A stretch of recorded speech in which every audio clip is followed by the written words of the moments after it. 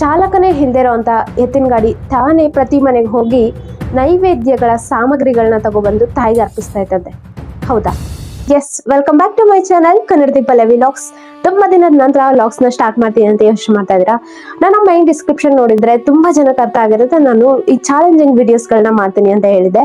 So ಹಾಗಾಗಿ ನನ್ನ ಇವತ್ತಿನ ಚಾಲೆಂಜ್ ಏನ್ ಗೊತ್ತಾ, 10 days 10 ಟೆಂಪಲ್ ರಹಸ್ಯಗಳ ಚಾಲೆಂಜ್ ನಾನು ಮಾಡ್ತಾ ಇದ್ದೀನಿ. ಸೊ ಯಾವ ದೇವಸ್ಥಾನಗಳಲ್ಲಿ ಯಾವ ರಹಸ್ಯಗಳು ಅಡಗಿದೆ ಅನ್ನೋದನ್ನ ನಾನು ನಿಮ್ ಜೊತೆ ಶೇರ್ ಮಾಡ್ತಾ ಇದ್ದೀನಿ.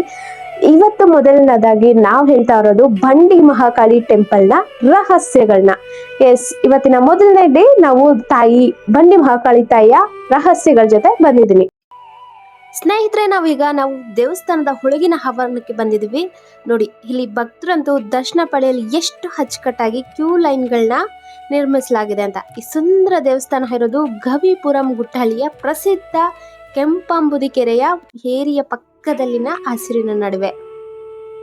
ಬೆಂಗಳೂರಿನಲ್ಲಿ ತೀವ್ರ ಮಾನಸಿಕ ಒತ್ತಡದಿಂದ ನೀವು ಬಳಲ್ತಾ ಇದ್ದೆ ಅಥವಾ ಒಬ್ಬರೇ ಬಂದು ಪೀಸ್ಫುಲ್ ಆಗಿ ಪ್ರಾರ್ಥನೆ ಮಾಡೋಕೆ ಜಾಗ ಹುಡುಕ್ತಾ ಇದ್ರೆ ಇದಂತೂ one of the best spot. ಇನ್ನು ಮಂಗಳವಾರ ಮತ್ತೆ ಶುಕ್ರವಾರದಿಂದಲಂತೂ ಇಲ್ಲಿ ಜನ ಸಾಕರವೇ ತುಂಬಿರುತ್ತೆ. ಬನ್ನಿ ಇವಾಗ ಈ ಕ್ಷೇತ್ರದ ಮುಖ್ಯ ರಹಸ್ಯ ಮತ್ತೆ ಅಸಲಿ ಇತಿಹಾಸ ಏನು ಅಂತ ತಿಳ್ಕೊಂಡ್ ಬರೋಣ.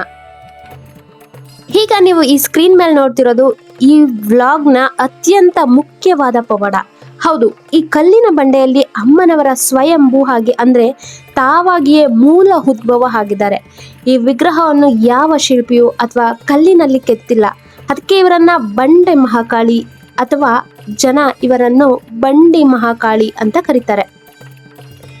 ಹಾಗೆ ಬೆಂಗಳೂರನ್ನ ನಿರ್ಮಿಸಿದ ಮಾನ್ಯ ನಾಡಪ್ರಭುಗಳು ಏನಿದ್ದಾರೆ ಕೆಂಪೇಗೌಡರು ಈ ದೇವಿಯ ಪರಮ ಭಕ್ತರಾಗಿದ್ರು ಮತ್ತು ಅವರು ಆಳ್ವಿಕೆ ಕಾಲದಲ್ಲೇ ಈ ದೇವಸ್ಥಾನದ ಜೀರ್ಣೋದ್ಧಾರ ಆಗಿದ್ದಂಥದ್ದು. ಇನ್ನು ಇಲ್ಲಿನ ಮೊದಲ ಗುಪ್ತ ರಹಸ್ಯ ಏನಪ್ಪಾ ಅಂದ್ರೆ, ನಮ್ಮ ಕೆಂಪೇಗೌಡರು ಈ ಭಾಗದಲ್ಲಿ ಕೋಟೆ ಮತ್ತೆ ಕೆಂಪಾಂಬುದಿ ಕೆರೆ ಕಟ್ಟಿಸುವಾಗ ಶತ್ರುಗಳಿಂದ ತಪ್ಪಿಸ್ಕೊಳ್ಳೋದಕ್ಕೆ ಮತ್ತೆ ಯುದ್ಧದ ಸಮಯದಲ್ಲಿ ರಹಸ್ಯವಾಗಿ ಸಂಚರಿಸೋದಕ್ಕೆ ಈ ದೇವಸ್ಥಾನದ ಒಳಗಿನಿಂದಲೇ ಪ್ರಸಿದ್ಧ ಗವಿಗಂಗಾಧೇಶ್ವರ ದೇವಸ್ಥಾನ ಮತ್ತೆ ಅವರ ಕೋಟೆಗೆ ಸಂಪರ್ಕ ಕಲ್ಪಿಸುವ ಒಂದು ರಹಸ್ಯ ಭೂಗತ ಸುರಂಗ ಮಾರ್ಗವನ್ನ ನಿರ್ಮಿಸಿದ್ರಂತೆ ಎಂದು ಇಲ್ಲಿನ ಸ್ಥಳೀಯರು ಇಂದಿಗೂ ಅದನ್ನೇ ನಂಬ್ತಾರೆ. ಇಂದಿಗೂ ಆ ಸುರಂಗದ ಕುರುಹುಗಳು ಏನಿವೆ ಅವು ಇನ್ನೂ ಇಲ್ಲಿವೆ ಅಂತಾನೂ ಹೇಳಲಾಗುತ್ತೆ. ಏನು ಈ ದೇವಸ್ಥಾನದ ಆವರಣದಲ್ಲಿ ಮಹಾಕಾಳಿ ಅಮ್ಮನವರ ಜೊತೆಗೆ ಈಗ ನೀವು ನೋಡ್ತಾ ಇರೋ ಸುಬ್ರಹ್ಮಣ್ಯ ಸ್ವಾಮಿ ಮತ್ತೆ ಪವಿತ್ರ ನಾಗದೇವತೆಗಳ ಸನ್ನಿಧಿಯೂ ಸಹ ಇಲ್ಲಿದೆ.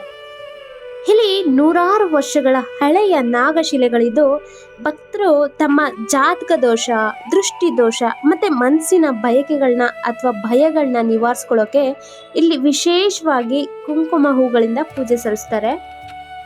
ಈ ಇಡೀ ಕ್ಷೇತ್ರದಲ್ಲಿ ಏನಪ್ಪಾ ಅಂದ್ರೆ ಭಕ್ತರಿಗೆ ದೃಷ್ಟಿ ತೆಗೆಯುವಂಥದ್ದು ಮತ್ತೆ ನೆಗೆಟಿವ್ ನ ದೂರ ಮಾಡುವುದು, ತಡೆ ಹೊಡೆಯೋದು, ವಿಶೇಷವಾಗಿ ಈ ತರ ಪೂಜೆಗಳನ್ನ ನಡೆಸ್ತಾರೆ.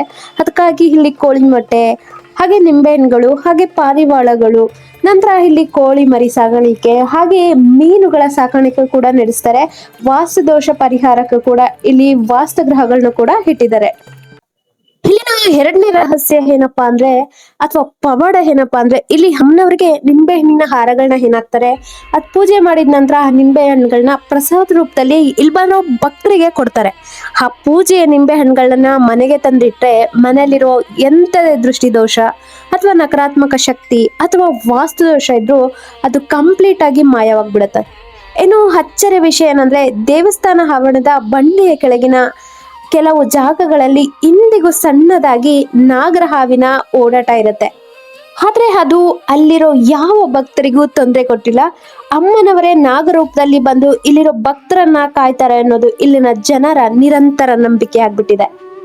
ಕೊನೆಯದಾಗಿ ಅಮ್ಮನವರ ಈ ವಿಶ್ವವಿಖ್ಯಾತ ರೂಪವನ್ನ ಕಣ್ತುಂಬಿಕೊಳ್ಳಿ.